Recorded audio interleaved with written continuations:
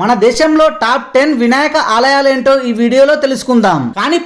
కాణిపాకంలో వెలసిన వినాయకుడు సత్య ప్రమాణాలకు నెలవు. తిరుమల వెళ్లిన భక్తులంతా కాణిపాకం స్వామివారిని దర్శించుకుంటారు. సిద్ధి వినాయక దేవాలయం ముంబైలో ఉన్న ప్రముఖ ఆలయాల్లో సిద్ధి వినాయక దేవాలయం ఒకటి. ఇక్కడ గణేశుడి అష్టరూపాలను దర్శించుకోవచ్చు. గణేష్ చతుర్థి ఉత్సవాలు ఇక్కడ అత్యంత వైభవంగా జరుగుతాయి. మన కుల వినాయగర్ దేవాలయం పుదుచ్చేరిలో ఉన్న ఈ ఆలయం బ్రిటిష్ వారి దండయాత్రల నుంచి బయటపడి నిలిచింది. బీచ్ రోడ్డుకి సమీపంలో ఉండే ఈ గణనాథుడి ఆలయం నిత్యం భక్తులతో కలకలలాడిపోతోంది. కురుడుమలై శక్తి గణపతి బెంగళూరు సమీపం కోలూరు జిల్లాలో కొలువైన కురుడుమలై శక్తి గణపతి ఆలయంలో వినాయకుడిని త్రిమూర్తులు ప్రతిష్ఠించారని చెబుతారు. ఇక్కడ స్వామివారిని దర్శించుకుంటే కోరిన కోరికలు నెరవేరుతాయని భక్తుల విశ్వాసం. త్రినేత్ర దేవాలయం రాజస్థాన్ రణతంబోర్ లో ఉన్న త్రినేత్ర దేవాలయం దేశంలోనే అత్యంత పురాతన ఆలయంగా చెబుతారు. ఇక్కడ గణనాథుడు తన కుటుంబంతో సహా కొలువయ్యాడు. వినాయకుడు త్రినేత్రుడిగా భక్తులకు దర్శనమిచ్చే ఏకైక ఆలయం ఇదే. చింతమన్ గణేష్ ఆలయం ఉజ్జయినిలో ఉన్న మహాకాళేశ్వరుడి ఆలయంలోనే కొలువయ్యాడు చింతమన్ గణేశుడు.